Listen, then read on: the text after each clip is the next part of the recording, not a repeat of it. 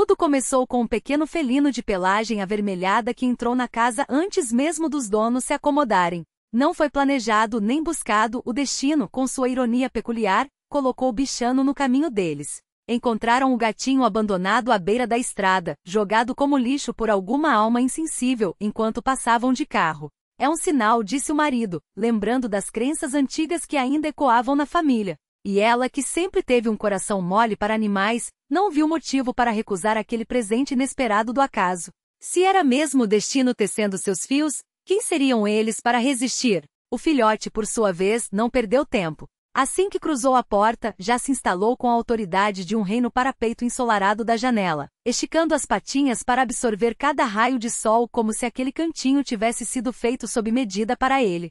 Enquanto o novo morador desfrutava de sua sorte, o casal se via afogado em montanhas de caixas. A mudança tinha sido feita, mas a verdadeira batalha começava agora. Desempacotar, montar móveis, organizar cada objeto no seu devido lugar. E como se não bastasse, ainda precisavam preparar algo para comer. Vera corria de um lado para outro, sem saber por onde começar, ansiosa para ver tudo no lugar.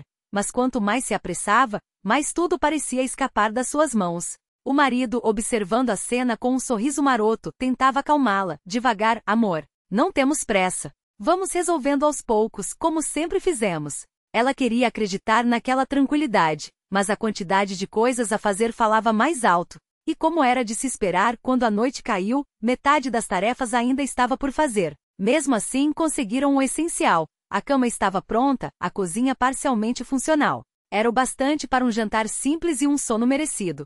Mas o dia seguinte não começou com a doçura que mereciam. Mal o sol espreitava pela janela, um barulho ensurdecedor ecoou pela casa, batidas violentas na porta, como se alguém quisesse arrombá-la. Vera, ainda sonolenta, levou um susto tão grande que pegou o celular instintivamente, pronta para ligar para a polícia.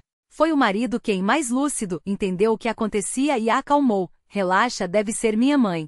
Só ela para aparecer assim, sem aviso, como um furacão. E não é que era? A sogra escolhera justamente aquele momento, com o casal exausto e mal acordado, para fazer sua entrada triunfal. Só poderia ser ela, resmungou Vera, jogando um chale nos ombros enquanto o marido abria a porta. Enquanto isso, preparou um café forte e improvisou um lanche rápido com o que tinha à mão, observando o gatinho brincar com a ponta do seu roupão, como se nada daquele caos à sua volta fosse com ele. Um sorriso involuntário escapou quando passou a mão na cabeça do bichano, mas a paz durou pouco. A sogra não perdeu tempo. Assim que pisou na cozinha, já começou seu discurso. Bom dia, ou melhor, boa tarde para vocês, que devem achar que o dia começa às 2 da tarde. Aqui no interior, quem é de verdade acorda com o sol. E olha só, nem as caixas terminaram de desempacotar. Que tipo de dona de casa é essa que não dá conta nem do básico? Ou será que estavam esperando eu chegar para fazer tudo? Vera mordeu a língua. Sabia que qualquer resposta só alimentaria o fogo, mas a provocação era demais. Antes que pudesse reagir, porém, o gatinho, até então indiferente à discussão, resolveu se aproximar, esfregando-se nas pernas da visita. Foi o estupim. O que é isso aqui? Um animal dentro de casa? Matei, você perdeu o juízo? Não bastava a bagunça, ainda trazem essa praga para dentro. Bicha para ficar na rua, caçando o próprio sustento, não para viver como um príncipe entre almofadas. O dedo acusador da sogra apontou para o felino, que, alheio à tempestade, apenas piscou os olhos dourados. Matei não hesitou. Pegou o gatinho no colo antes que a mãe pudesse fazer qualquer coisa. Mãe, pelo amor de Deus, o que esse animal te fez? Ele não incomoda ninguém. Incomoda sim. Um gato em casa é sinal de preguiça. Se querem um animal que seja útil, um cão para guardar a propriedade, não esse parasita que só come e dorme. Vera, que até então se mantivera em silêncio, interveio com firmeza. Liúdia Sergeyevna, está à nossa casa. Agradecemos sua preocupação, mas nós decidimos como vivemos aqui. E se não se importa da próxima vez, apareça em um horário decente e sem tanto alarde. Acabamos de acordar, e gritos não são a melhor maneira de começar o dia. O marido anuiu, mas a sogra virou-se para ele incrédula. Você vai deixar ela falar assim comigo? Eu vim fazer uma visita, e sou recebida com desrespeito? Desde quando sua mulher manda em você? Matei suspirou, levantando as mãos em sinal de rendição. Mãe, você está criando problema onde não existe. Vera não disse nada demais. Vamos tomar um café e esquecer isso. Para que brigar logo de manhã? O que se seguiu foi digno de uma novela das 9. A sogra, em um acesso de fúria, tentou chutar o gatinho, que felizmente escapou a tempo, e saiu esbravejando, batendo a porta com tanta força que as paredes tremeram. Quando o silêncio finalmente voltou, Vera olhou para o marido, exausta. Estou começando a me arrepender dessa ideia de morar perto da sua mãe. Eu avisei que deveríamos procurar algo mais distante. Matei coçou a nuca, constrangido. Não esperava isso dela. Nunca vi assim. O que a gente faz agora? Não vamos voltar para a cidade e não sei. Talvez com o tempo ela se acalme. Vera apenas assentiu, mas ambos sabiam. Aquela não seria a última batalha. A sogra, porém, não desistiria tão fácil. Sempre que Matei saía, ela aparecia por acaso com desculpas esfarrapadas, para criticar cada detalhe, a arrumação da casa, a comida, a maneira como Vera cuidava do jardim. Na minha época, mulher que se prezasse já tinha tudo em ordem antes do café da manhã solitava, enquanto a nora, com paciência de santa, ouvia sem revidar. Não valia a pena. Sabia que o marido estava do seu lado, e isso bastava. Além disso, por que alimentar uma briga que só traria amargura? Melhor deixar a sogra desabafar e seguir em frente. A vizinha, uma senhora atenciosa que já tinha simpatizado pelo casal, observava tudo de longe. Como você aguenta essa mulher, minha filha? Se fosse comigo, já tinha posto ela para correr há muito tempo. Quer que eu empreste meu cachorro? Ele é ótimo para espantar visita indesejada, brincava. Vera apenas ria, deixa estar. Se ela precisa vir aqui para se sentir útil, que venha. Só não vou deixar que estrague meu dia. Mas a vizinha não se conformava. Até que certo dia, resolveu contar a Matei o que realmente acontecia em suas ausências. Seu filho, sua mãe está infernizando a vida dessa moça. Todo dia aparece aqui para criticar, para humilhar. A Vera é uma joia, e você deixa essa mulher maltratar ela assim? Matei ficou estarrecido. Nunca tinha visto aquele lado da mãe. Ela sempre foi dura, mas não assim. Não com a minha esposa. Prometeu conversar sério com ela, mas sabia, com Liudia Sergeyevna, palavras nem sempre bastavam. Aquela noite o confronto foi inevitável. Mãe, chega. Você não pode tratar a Vera desse jeito. Ela é minha mulher, dona desta casa tanto quanto eu. Se tem algo a dizer, fale comigo, mas pare com essas visitas surpresas só para criar caso. A sogra, é claro, não se deixou intimidar. Eu só quero o melhor para o meu filho. Essa menina não sabe fazer nada direito. Como vou ficar quieta vendo meu único filho nas mãos de uma incompetente? Incompetente é quem não respeita os outros. Vera faz mais em um dia do que muita gente faz em uma semana. E se você não pode apoiar, pelo menos não atrapalhe, respondeu ele firme. A sogra prometeu, entre dentes, que não voltaria a incomodar. Mas ambos sabiam, era apenas uma trégua.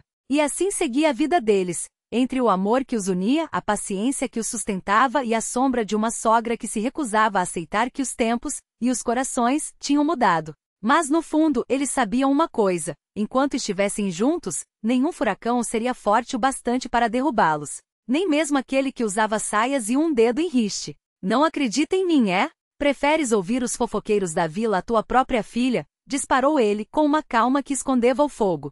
Então me diz, o que vou fazer agora?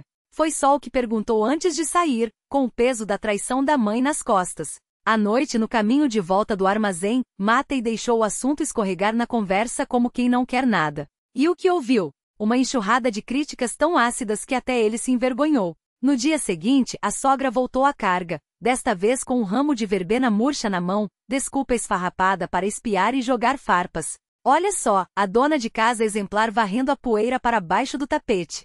Ou será que é só para enganar quem passa? A vizinha, sempre de plantão atrás da cerca, soltou um risinho de cumplicidade. Foi então que Lidia Sergeyevna entrou em cena, silenciosa como uma sombra, mas explosiva como pólvora. Chega de fingimento, sua preguiçosa. Vi quando você largou a vassoura assim que me avistou na janela. Médico nenhum varre assim, só levanta poeira como você faz com a minha paciência. Esticou a mão para arrancar o objeto da nora, mas Vera não recuou. Endireitou-se, sacudiu os cabelos que caíram sobre o rosto e fixou a sogra com um olhar que gelou o ar. Por que não entra se está com tanto tempo livre? Ou será que não almoçou? Sentem-se, eu sirvo. Quem sabe a comida não amolece esse seu coração.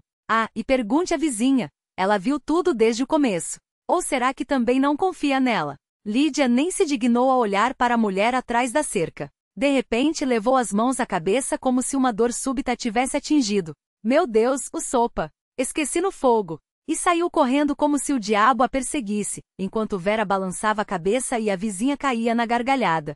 Corre, senão sua casa vira cinzas antes de você arrumar mais uma encrenca. Dentro de casa, o cheiro de queimado não existia, só o silêncio pesado e o filho à mesa, esperando. Mamãe, que surpresa! Pensei que estivesse no mercado. Os olhos de Lídia saltaram de um lado para outro, buscando uma saída. Fui sim buscar creme de leite. Achei que daria tempo de voltar antes que... Antes que o quê? Que sua mentira fosse descoberta. Ou que a Vera mais uma vez fosse humilhada sem motivo. Matei se levantou devagar, como quem mede cada palavra. Você prometeu. Jurou que pararia. Mas sua palavra não vale nem o papel em que a escrevi. Então vou ser claro. Se te pegar perto da minha casa de novo, te arrasto pelos cabelos como um gatinho teimoso. Minha mulher não é sua empregada nem sua inimiga. E se não consegue controlar esses seus acessos, assuma, precisa de ajuda. Eu mesmo levo você aos médicos. Que tal, hein? Um tratamentozinho para essa sua fixação?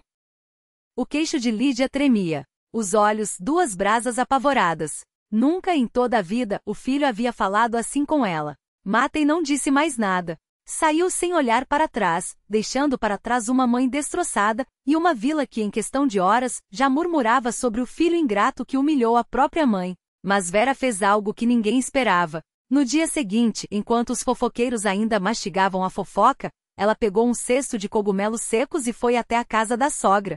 Sozinha. Sem aviso. E quando saiu, horas depois, as duas se abraçavam como se o passado fosse cinzas ao vento. Ninguém soube o que foi dito entre aquelas quatro paredes, só que desde então, Lídia Sergeevna passou a elogiar a nora em público, a visitar só quando convidada e, acima de tudo, a tratar Vera como a filha que nunca teve. Uns diziam que foi ameaça de internato, outros que Vera tinha provas de alguma loucura antiga da sogra. Mas só eles três sabiam a verdade. Dentro daquele abraço, entre lágrimas e risos sufocados, Vera havia sussurrado duas palavras que mudaram tudo. Você será avó. E Lídia, que sonhava com netos há anos, entendeu na hora. Nenhuma briga valia o risco de perder aquele título. Nem mesmo o orgulho.